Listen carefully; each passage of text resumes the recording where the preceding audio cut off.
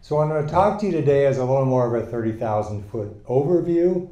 And then I've invited Aaron Lapsley, who's up here. Aaron is a global engineering manager for a software company called Switch Automation, which is very much heavily embedded in the building engineering business and building operations business. And he's going to take about 15 minutes of my time to walk you through what's happening in the world of platforms and big data and so forth. And I'll kind of introduce the topic and then let Aaron guide you, and you can ask him questions and so forth. But I thought you'd want to see something not only 30,000 foot, but 3 foot view as well. So let's get started. This is a 2018 update. So I actually have data in here that has never seen the light of day before, so fresh stuff. Want to talk about green building rating and certification systems, hurdles facing building owners in using LEED, energy-related megatrends, and then upgrading building performance. So that's kind of the game plan. Anybody recognize this shape of this graph from Candyland? So, yeah, this is from the book, but basically we've been at this green building stuff for 25 years. Started in the UK in the early 90s. Some of you may know US Green Building Council first piloted LEED in 1998, so that's almost 20 years now. It is 20 years. LEED 2.0, I was one of the first faculty members for that, came around in 2000, and subsequent evolutions, and as of last October, LEED version 4 was introduced.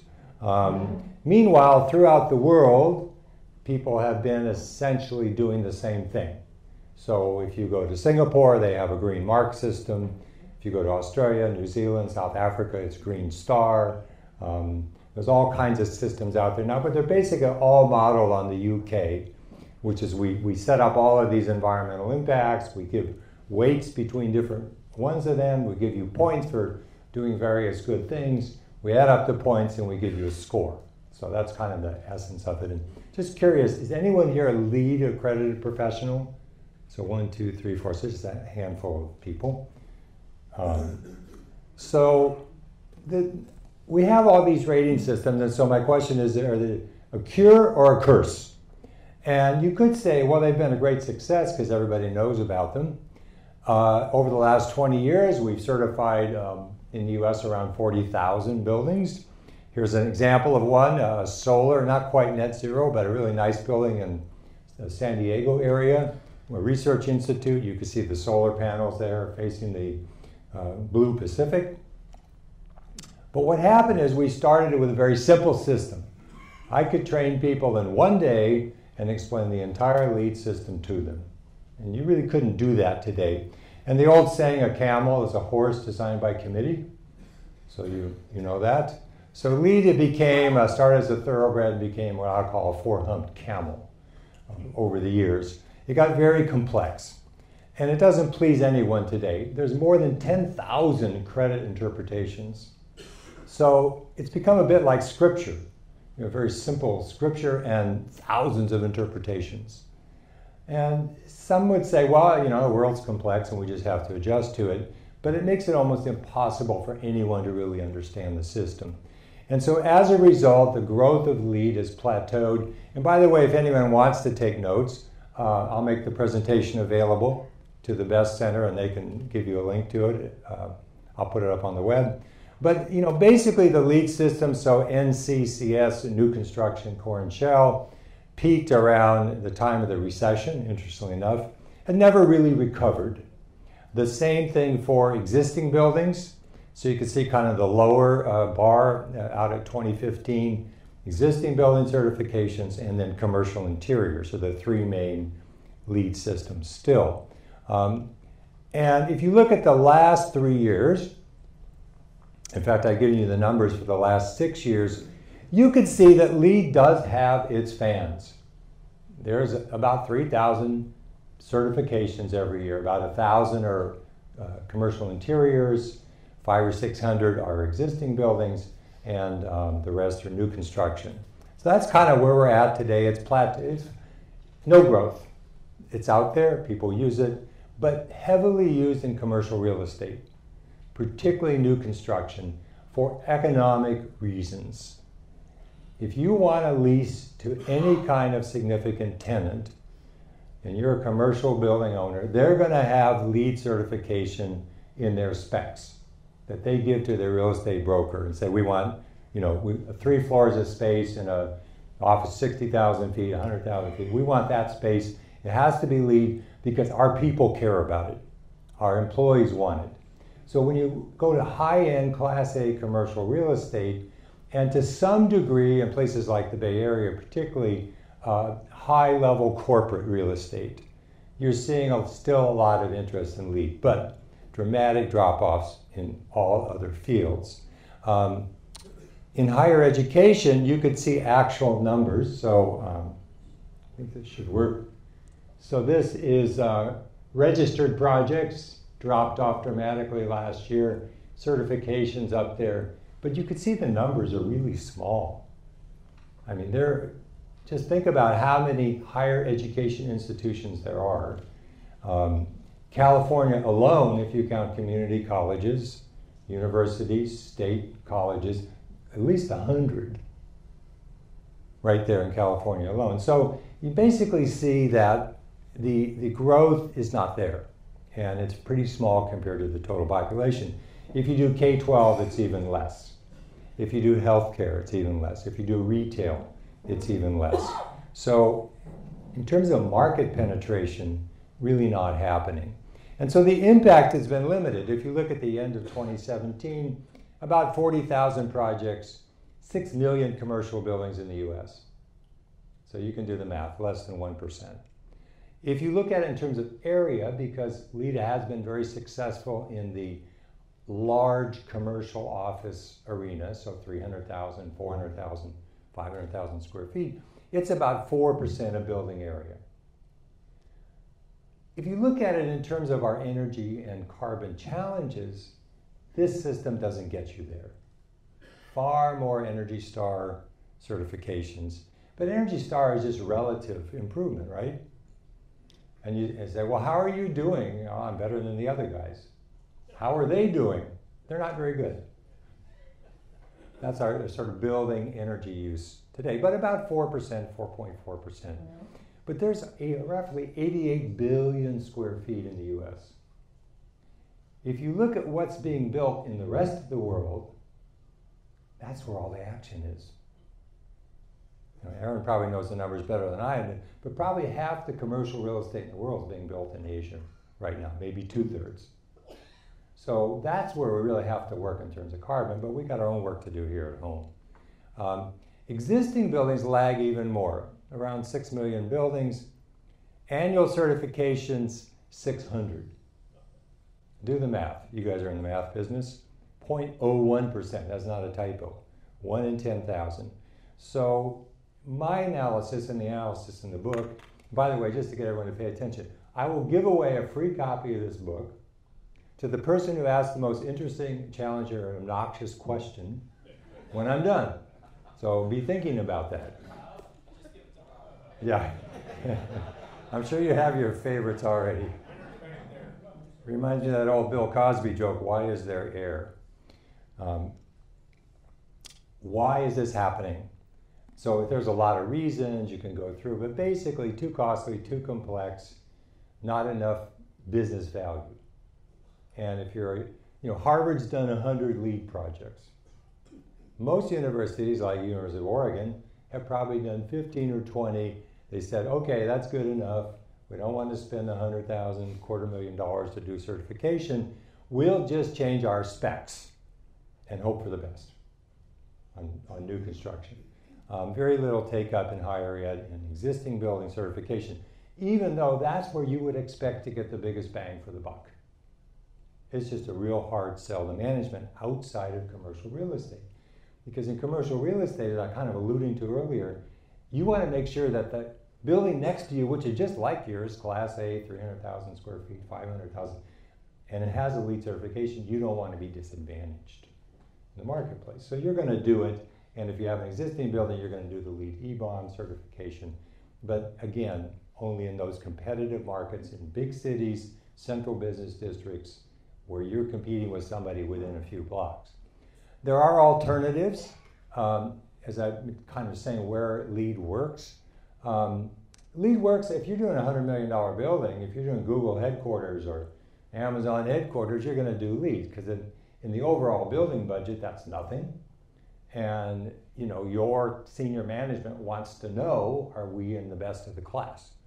They want a LEED Platinum building because that's the best of the class. So they've sold that proposition. Lots of people use LEED as a design system, as a guidance system, and I think it's been tremendously valuable for telling people what is a high performance building, what should it do, how should it respond to the needs of people, planet, profit, etc. There's a system I had some involvement with called Green Globes, which is out there, which is a lot cheaper than LEED, does the same stuff. One of the issues with LEED is the third-party reviews. Oftentimes you get reviewed by people that know far less than you do about the LEED system. And I used to be a LEED reviewer in 2003, 2004 on the MEP side. I worked with an MEP firm up in Portland, and you only had so much money. So you put your cheapest people on it, on the review, the people that know the least, and if they don't recognize something exactly fitting in the category, they just kick it back. You know, give us more information. Green Globes operates the idea that the reviewer should be with the design team all along. That the person's going to review your project for certification should be known to you, should know what you're doing, and it's in the fee. So I actually like it as a system, but it has no market uptake to speak. 3, 4, 5, 600 projects a year against 3,000. BREEAM in use is a new entrant for existing buildings. So BREEAM is the UK system, Building Research Establishment. They have taken the effort to adapt their system for the US existing building market. So they have you can look it up on the web. There's a company here that will do that for you. And it's a good system for in use. JLL, people have talked about on your advisory committees. They have a very nice system called the Green and Productive Workplace. Actually looks like this, can be done in a few hours of telephone surveys, as long as you have your information. Gives you the energy side, the people side, and the financial side all in one system. So you can actually order their book, study the system, and then I think it's $500 to get a certification. Really nice. A lot of concern nowadays about health of people in buildings. After all, 90% of the money spent in buildings goes to salary and benefit. Does not go to energy. We tend to focus on energy, but the fact of the matter is all the money is going to people. So why shouldn't people be healthy and productive in the buildings? So there are some systems now, the WELL building standard, some people may have heard of, International Well Building Institute, and the one coming from the Centers for Disease Control called FitWell, which addresses similar issues but is a lot cheaper and easier to use and understand. So there are alternatives out there for certifications and for understanding how your buildings are working in many different dimensions. So ultimately, like we say, only performance counts. Whether it's business, war, or love, only performance counts. How are you doing? Absolutely not how are you doing relative. You know, if you're a spouse and you were discussing how good is your marriage, it doesn't help much to say, well, it's better than your brother and his wife, your sister and her husband, right? No, you can't say it like that. Absolute performance counts. So when we talk about global warming, global climate change, we talk about carbon issues, we have to talk about absolute performance, which is why the net zero building movement is out there. Because LEED is always, how am I doing relative to ASHRAE? ASHRAE standard obviously keeps getting better. And in California, basically with Cal Green, you're doing a LEED building if you do one according to code, essentially. But in most other states, that's not the case. So I got really focused on absolute performance. And there's a fellow named Charles Ely, I don't know if anybody's heard of him, but Charles is kind of the go to California energy expert going back 40 years. And he really did a lot of thinking starting about 9 or 10 years ago on zero energy and crafted this whole idea of how do we get to zero? Well, we have to start with where we are today with the ASHRAE standards in terms of BTUs, thousands of BTUs per square foot per year, the EUI. And then we have to look at Architecture 2030 goals, which basically says all new buildings net zero by 2030. And existing buildings net zero, 50% less than 2005 baseline. So that's the Architecture 2030 standard. Being adopted here and there. Most of the large architecture firms in the US have adopted that as their design goal. And some of them are even now measuring how their designs predicted are doing versus the goal and posting that information publicly. So a good part of this is also about disclosure. We're in a full disclosure world now, so we have to sort of think about how much are we going to disclose to whom, when, and so forth.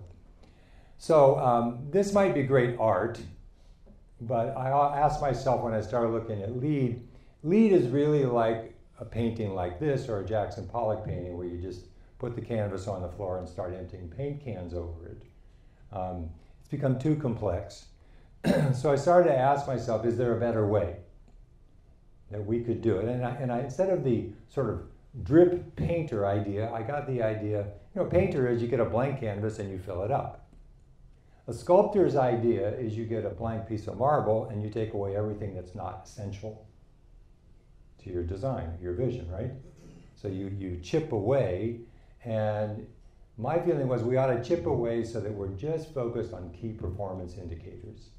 Energy, water, total carbon, maybe waste generation, and sustainable purchasing. That would be enough to get us a long way down the line. And so my goal is not perfection, but getting better. And so I proposed in the book Radical Simplification. You can do an awful lot with a little when you're in the world of art, and I think with buildings certification we can do it as well. So I felt that if you're going to call it leadership, you have to have new objectives. Radically cut carbon emissions. Got to be the primary goal without obviously suffocating people. In the 1970s, some of you may be old enough to remember that we had an energy crisis in the 1970s, and the goal among engineers and building designers was, well, we lose an awful lot of energy with ventilation. Every time we bring in fresh air, we have to condition it, right? So let's just cut the ventilation standards. That's really smart. And ASHRAE's design standards from 73 to 82, roughly, I looked it up once, decreased ventilation rates by 75%. And amazingly enough, in the 1980s, we started to get sick building syndrome. How did that work together? Well, obviously we were off-gassing all kinds of toxic stuff in our buildings, and the ventilation was getting rid of most of it. And as soon as we stopped, CO2 levels went up, etc. So we have to do it better this time, and I think we will. But we need net zero in new buildings, etc. And in my view, the green rating tools have to be tools for continuous improvement. This is why I sort of asked Aaron to come here today, because the new big data platforms are giving us those tools. It's no good to have a static certification, particularly pre-operations, that says what a great building this is, if it's not going to work that way in practice. And it's no good to do the LEED E-Bomb certification if you get a one snapshot every 5 or 10 years. What you need is not the Instagram photo, but the YouTube video, if you will. So that's kind of where I think we need to go. And now on all of these platforms, you can get continuous Energy Star ratings. So you don't have to guess every month or every year, how are we doing? You can actually report to management in a heartbeat how we're doing. And why should we do all this? Well, I found this nice report came out a few weeks ago, the Global Alliance for Buildings and Construction. The energy intensity per unit area of all buildings need to decrease by 30% by 2030 to meet the Paris goals. That's not going to happen, but that's what we need to get to. The floor area in the world, 235 billion square meters, is set to double in the next 30 years, 40 years. The equivalent of adding the floor area of Japan to the planet every single year out to 2060. So a very daunting challenge, but one we have to undertake. So as part of the big trends that are going on, I call them megatrends, not original with me, but these are large-scale trends. So if you're thinking about, I'm going to take students in for 2 years, I'm going to train them up, what's the world going to be like for them? These are trends you can pretty much rely on. And the big one I want to talk about, they're in the book. In fact, let me just go back. So energy efficiency, net zero buildings, obviously this respect to green building, competition among rating systems, existing building focus, the cloud, performance disclosure, healthy buildings, solar power, water conservation, a big issue. You know, we had this drought in California. Now it seems like it's coming back right away after a year's respite. Cape Town, South Africa is down to 4 days of water. So we think we have a tough day on real deep yogurt. Grand Convergence now between IT, real estate, energy, and sustainability around building operations. So the fact that you're teaching people about IT should not be part of the curriculum, it should be the essence of the curriculum. The information that they need to do their work. And this is now moving into the connected city idea. So some people may have read about Google Alphabet has now signed a deal with Toronto to develop a major part of their, unused part of their waterfront, make it all a connected city. So this is, buildings are going to fit into a larger picture. And I think that's useful to know as well. And now we have technology of blockchain out there. Everyone's been reading about cryptocurrencies and Bitcoin, etc. This is part of a larger idea to sort of secure our networks. So the whole idea of the blockchain is totally secure because obviously the more big data we put in and out of buildings, the more vulnerable we're going to start to feel. So we need to do something about that. But all of this ties together: social media, drones and robotics, Internet of Things, machine learning, the cloud, etc. And so in this matrix of things, smart green buildings become the key. And not just for energy conservation, but also for efficiency of operations, sustainability, particularly reporting. There's some very nice tools now that automate sustainability reporting. One from a company in San Diego called Measurable, which is a very nice tool, but you can also do it on all of these platforms. Occupant experience and enhanced financials. So one thing I'd like you to encourage when you have that little finance part of your curriculum, don't ever use the word payback. Talk about return on investment. That's what people want. Payback always reminds me, you know, we got a 5-year payback on this investment. That sounds like a long time to wait for the minimum satisfaction. You know, it's sort of like in your relationships, you tell your spouse or significant other, you know, we're about to get married and have to tell you it's going to be a little painful for the next 5 years. But 5 years from now, once we reach payback, you'll like me just as much as you like me today. How does that sound? That's payback. It sounds painful. So I think return on investment, enhanced financials, at least having enough literacy to say, you know what, I have a 401k, I'm concerned with return on investment. Why shouldn't the building owner be? And here's how to talk about it. This is all plug and play kind of stuff, really. Key components here: Internet of Things, cheap sensors and reliable sensors, cloud computing, mobile with apps, and big data analytics. So sort of the key elements here. Sensors have gotten very cheap and I think much more reliable. It used to be you'd specify the sensors that have to be recalibrated every 5 years and the contractor would install the ones that have to be recalibrated every 6 months. Right? So now I think we're sort of past that world, but it's there. You put it all together, you get real-time data, automated reporting, automated analysis, messaging, so SMS messaging to the people that need to get the message. If you're running a big multi-use building where you've got ground floor retail and 6 stories of office and then 20 stories of residential, you want to know what's going on in that building. If you're monitoring water use by floor and all of a sudden it's Saturday night and all of a sudden water use on a certain floor is 10x normal, you don't want to wait till Monday to go find it, right? You want an SMS message right away, the plumber who's on call for that building, because I got a leak. That's the power of these kind of systems. It also allows you to do comparisons and visualization of data. You know, half the world is visual learners, not just architects, but lots of engineers as well. And you could see much more with your eyes than you can think of with your brain looking at tables. Has anybody had that Excel problem? You look at enough tables and it like starts to blur. So this is all shows you visually, and Aaron will show you some examples of that, but also comparisons. You know, when I was an engineer in college a few years ago, my summer job was to gather data and make charts. And I got to use log paper, semi-log paper. This is pre-computers, folks. And I thought I was in hog heaven. A whole summer of doing nothing but what I did at school and getting paid for it. All that stuff is all out there for you today. The systems do it. You have to know what it means, but the systems do that. So here's a building, a really nice one. It had the highest BREEAM score ever in 2015, has now been eclipsed by the new Bloomberg headquarters in London by a few tenths of a percent.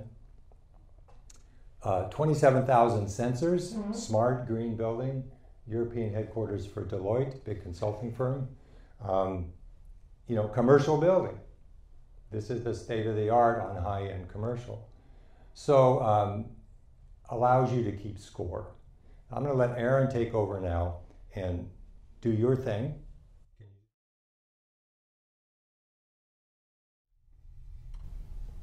Okay, so I'm not going to use his old screenshot. Where are we here? But one thing I wanted to point out was the heat maps. So how many people know about heat maps? So in places where you can get good interval data on electricity use, you can get a map like this that will show you every 15 minutes throughout, let's say, a month, where your energy is being used. So the green is where it's low use, maybe just keeping the building a few lights on.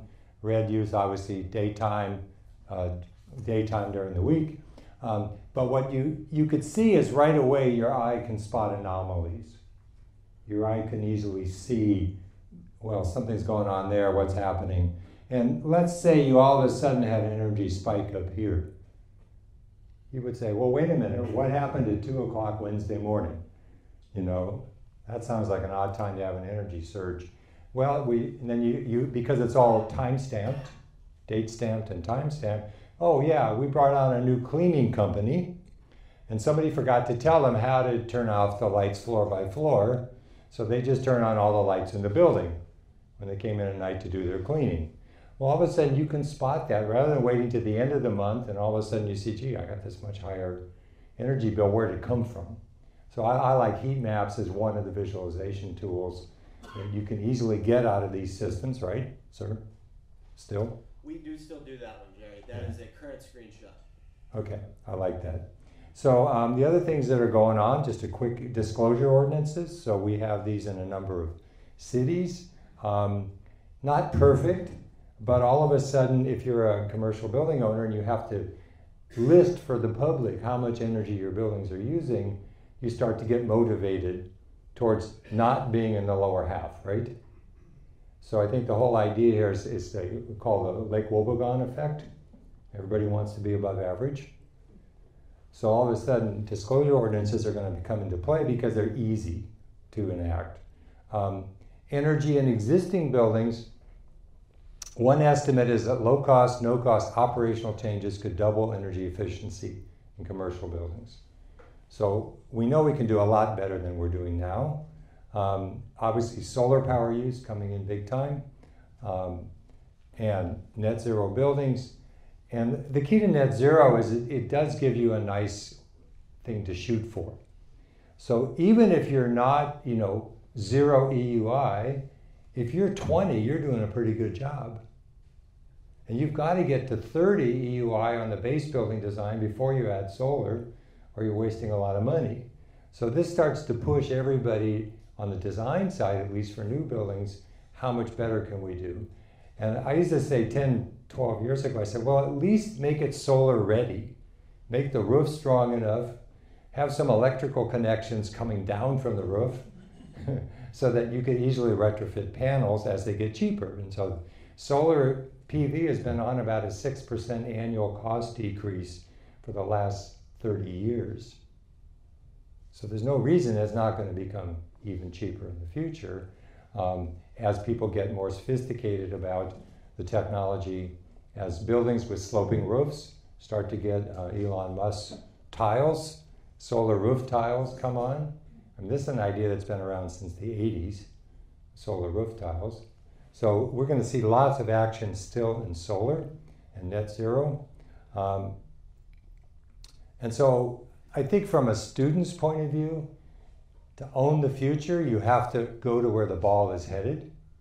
And this is one of my favorite sports photos. How many people know this photo? Nobody. No football fans, soccer fans? Yeah, that's right, soccer. Soccer. Yeah, it is soccer. Good for you. This is the winning cup in the World Cup. Winning kick in the World Cup 2014. And this guy has just taken a ball that was kicked in way from the sidelines, this German kid, and is in the right position at the right time. And you could see, if you got a little closer look at the guy wearing the blue, the Argentina player, you would see that oh crap look on his face.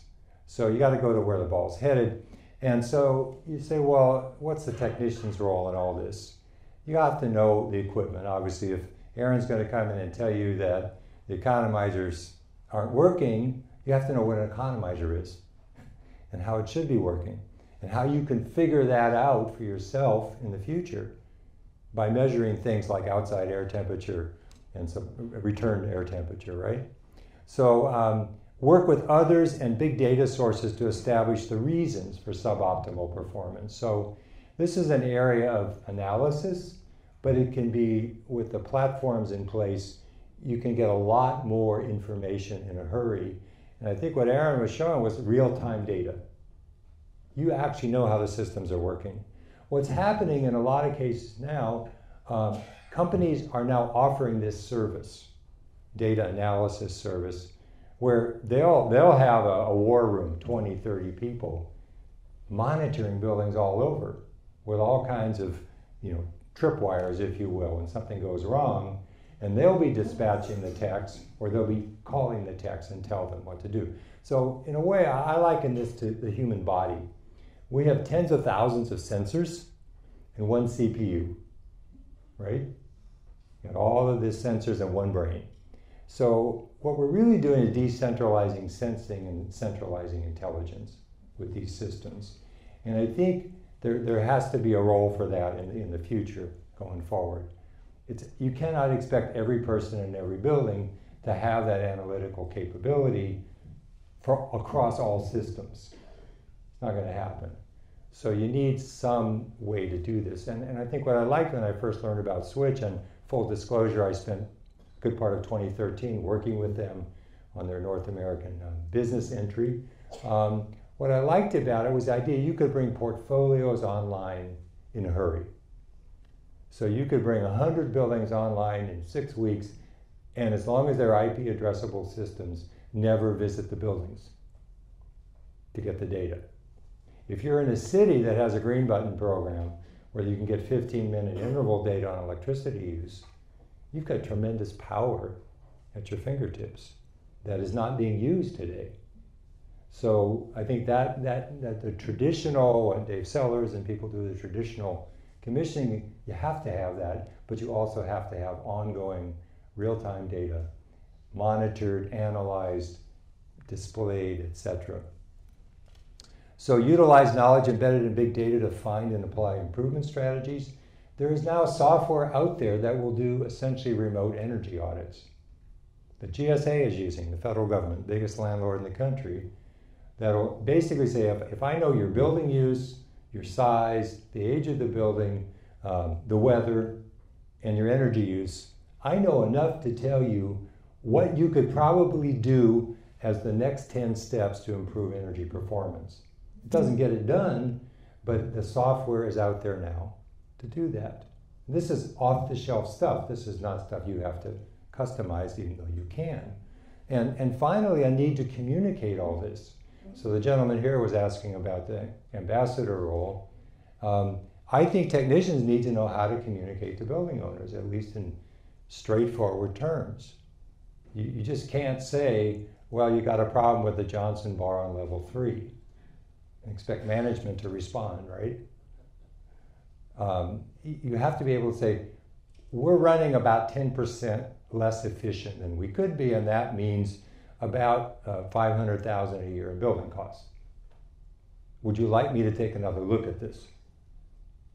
To me, just even that kind of communication is valuable. So these are some of the skill sets I think we need. The idea of being able to communicate, to do it effectively, should be part of all of these certification programs. Because knowing what's going on is not good enough if you can't convince anyone to look at it, or if you can't convince anyone to respond and do something about it. So again, it's a lot of burden to put on people. But you know, it's funny, I spent a lot of my career in marketing. And everyone says, well, what's marketing? What's sales? And I say, it's just persuasive communications. If you want somebody to do something, you get better at persuasive communication than if you don't care. Am I right? So most of us at one point in our life had to persuade somebody to be our spouse. How's that for persuasive communications? It depends. But you know, you had to think about it. You had to think, what's in it for them? Right? You had to get out of your own skin and think, oh, what's in it for somebody else? That is not different conceptually than what we're asking people to do. So I think you just have to give people, we're always selling. We're always communicating. We just have to figure out how to be more persuasive at it. And as somebody said, the Dale Carnegie book, which is probably written at least 75 years ago, is still relevant today. You know, it's still about influencing people. So with that, I'm going to take some questions because I promised you a chance to win a book.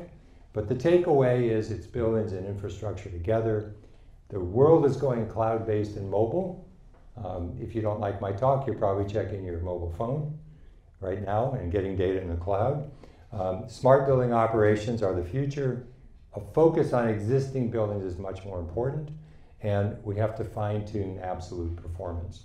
So with that, I'm going to wrap up, and you can start asking questions. And if you want to reach me, here's how you can do it. The lady here. What is the most amazing green building that you've ever personally walked in, and why? I was in Berlin, actually, 5 weeks ago, and I was in between speaking engagements. I had a few days, so I hadn't been to Berlin since I was a student a while ago. And I speak pretty good German, so I'm very comfortable there.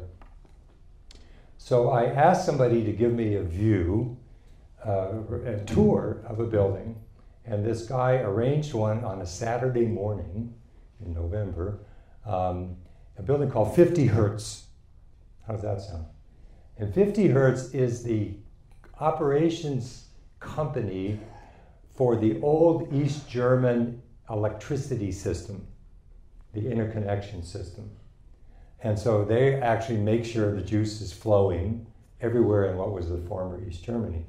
And what I liked about that building, it was a very well-designed building, and it actually has right where X's on the exterior is like an exoskeleton. But what I liked about it the most was not only was it an energy efficient building, but it was designed totally with their people in mind. And it was designed in terms of views, daylighting, the ergonomics of getting around the office, the idea of the community of people working together. Because in electricity utility, you basically come in after college and you never leave. Is how a lot of these companies work, like PG&E here, or at Southern Cal Edison, any electricity company. And it was just the care that had been taken by and I had a tour with the architects in the design about the experience of people in the building. So I thought, you know, as you go in buildings, it's not about the technology. It's about the people experience. How much do they think about health? How much do they think about well-being, healthy airflow, etc.? It was really a cool building. You know, I've been in a lot, but that was one. And then another one, which actually you can probably visit, is Genentech in Cambridge, Mass, big biotech company. And that was designed in 2002, 3 roughly, by a German architect. And had a German engineering firm as the consultants. And that one has a double glazed facade, natural ventilation. It has a huge atrium with mylar type sculpture hanging down that bounces the light that comes in from the top into all the offices on each floor. It's also an art feature. And that building, they had actually been in about 3 years. They had 5% less voluntary turnover among 900 employees over those 3 years. They could measure it. And that's, you know, that's a biotech capital, it's the Boston area. You know, if you want a new job in the industry, you can get one without having to change your parking place or your childcare arrangements. They're on top of each other. If you calculated out the value of that, just reduce staff turnover because of being happier in a new building, natural ventilation, etc. And that's in Boston, which, by the way, if you look at this week, natural ventilation would be a hard thing to accomplish, but they do with double facade systems. That's worth about twice their annual energy bill. It was worth about $6 a square foot at the time versus national average US, last time I looked, was about $2.50 a square foot energy use in buildings. So again, you say, well, what's the business case for all this green stuff? There it is right there. It's not about energy, it's about the employee experience. And in today's 4% unemployment time, that was, remember, at the start of the recession, you would hang on to people because you didn't want to lose the skills, but you couldn't afford to pay them. Now you can't get them and you can afford to pay them. So if we don't focus on the employee experience, we're missing the major part of the money, which I talked about earlier. So who wants her to get the book, or who has another question? So this is maybe slightly impolite of a question, but I rarely get to talk to people who have been part of LEED for a long period of time. So presently, my point of view of LEED, recently from a effectively building owner or building representative standpoint, is that LEED has turned into a major points game. That it's all about the points. We're going to remove 2 toilets out of the building and get green points because of it. Yes, that's personal experience, by the way. Was it always this way, or how did it become this way? And if that's too long of an answer, don't worry about it. So everyone heard the question, right? So has LEED just become point chasing? That's, by the way, been an issue since the beginning. But as you know, they say if you're playing tennis and you're not keeping score, it's just practice. And so we're Americans, we like to keep score, right? Who won? Who got better than somebody else? The problem with that is that the points have come to dominate the thinking. And it's the thinking that was valuable at the beginning. So it's a misapplication, using the letter of the law to defeat the intent. Well, if you're going 80 in a 65 zone, you care about whether the officer writes down 80 or 75 or 70. Your fine's going to be different. So to me, it is important to keep score, but it cannot overwhelm common sense. And I think what's happened now with, the last time I looked, there were 10,500 credit interpretations, 400 addenda to LEED, 400 pilot credits that you could use for a few points here or there. And so the whole idea, it started out as a good idea and it became a system. But the fact of the matter is lots of building owners don't care about all that stuff. They just want to know, well, listen, oh, and by the way, we have found no difference in value between LEED certified basic level and LEED Platinum in terms of market value. So and what people do now, because LEED hasn't protected their brand, is they say, this project is LEED registered. That costs $3,000 or $4,000, but gets you $1 million worth of marketing. They say, well, we have good intentions. And then nobody pays any attention 2 or 3, 4 years later when the building finally is operating. But you know, you have to start somewhere, I guess is what I would say in answer to your question. You have to start with some goals. The old saying, if you don't know where you're going, any path will lead you there.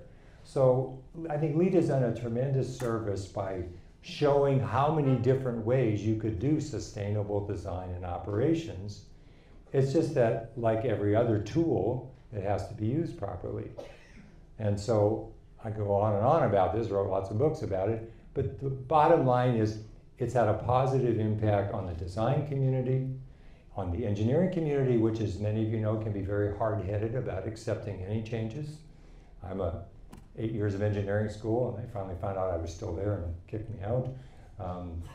But you know, engineers don't like to make changes, perhaps even less than architects. So we pushed all of these professions, landscape architecture, mechanical engineering, civil engineering, which was even a harder nut to crack, because you know, building design is mechanical guys stop 5 feet outside the building, and the civil guys start 5 feet outside the building, right?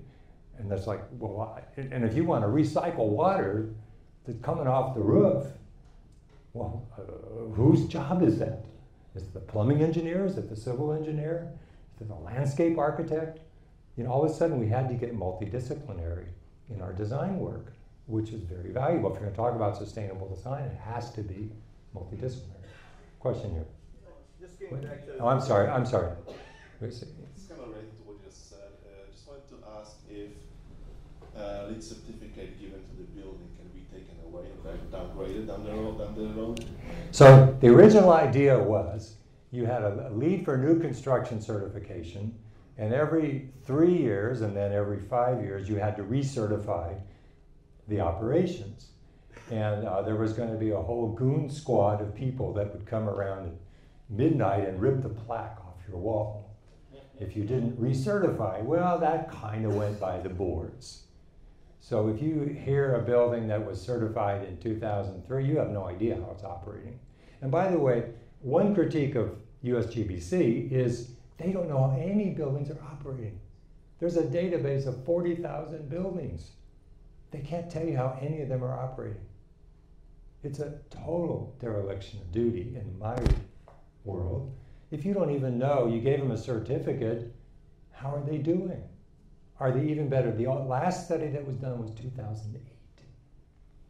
In 2008, we found that the average LEED building was in fact 25%, 27% less energy using than the ASHRAE standard it was built to. Good. We also saw a spread of data. Some buildings were 50% better, and some buildings were 50% worse than ASHRAE. There's a huge spread of data. Study done by New Buildings Institute, and if you dig around, you can probably still find it. But that's the last study, and that was 128 buildings. So we give a certificate based on good intentions, et cetera, and yes, it has to be verified post-construction. I think we'd be a lot better off and get a lot more use if, in fact, designers had to certify their own buildings, because then their license is on the line, and you get a lot more accuracy, and et cetera. And you know, we have 146 million individual tax returns in the US with a 1% audit rate. Why can't we audit a few thousand buildings a year with a 1% rate and get pretty good compliance? You know, so this whole system is no one wants to change anything. That's my critique, and it's not working. This gentleman here has had his hand up a lot, so you have the mic, and we have about 3 or 4 minutes, I think. Lunch is actually ready. Is that right? Lunch is ready? Yeah. Ask you a question. I know LEED version 4 has made attempts to be a little bit more forward thinking, meaning that they're going to give you credit now for not having a sealed building. If it's okay to open your windows, then you'll get credit for it. So they've made some improvements in their way of thinking. But what scares me is a lot of these certified buildings, from what I understand, in July 2018, the Energy Star rating is going to change. That means the matrix that they use to come up with that numbering system, if you had a score of 75, your new score will be 69 if you did nothing else. So I don't know how the buildings are going to be able to keep their certification, because that's a minimum requirement. Yeah, I actually think the minimum requirement is 69 now. It's going to be 75, I believe, version 4. Yeah, so I think they're just going to have to adjust to that. That's probably easier to do. What happened was they added more prerequisites, which automatically made it more expensive. I love the thing about operable windows. You know, I lived in Portland, Oregon a long time, and Portland can run 100% outside air most of the year in buildings. So the fresh air, it gets filtered. And in Oregon, 4 of the 10 largest agricultural crops are grass seed for shipment to China. So you can imagine what happens in the spring when the weather's nice and all the pollen is blowing north in the Willamette Valley towards Portland. I looked at a building, that early LEED Platinum building, I think it was the first, in Annapolis, Maryland. Operable windows, and everyone claps, right?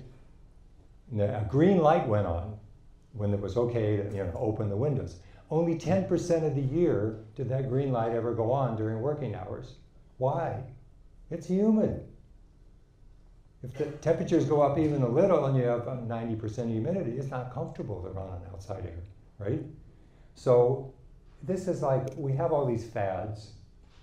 The idea in a sealed 40-story high-rise that you're going to have operable windows, doesn't make any sense. If you go to Europe, Northern Europe and Western Europe, totally different, because it's a cool continental climate. People always open windows. In Germany, it's against the law for anyone to work more than 7 meters from a window, 22 feet. So the buildings can't be more than 44 feet wide unless they have an atrium, right? Because they think it's immoral. It's just plain immoral, and it's illegal. Here, real estate developers think if I have a 120-foot floor plate each side, it's great because it's more efficient. So a lot of this is very cultural. LEED is very cultural to the US. A lot of it is just our thinking. It's kind of what Zig Ziglar used to call stinking thinking about people and buildings. But it's a world we have to live with. And you're training people for very practical stuff. So I think you have to tell them, well, there is another world out there, but right now you got to learn this, right? That's the bottom line. So I'm going to close. It's lunchtime. Again, thank you to Best for the invitation, and I'll be happy to answer questions. Who should get the book? The lady in green, obviously.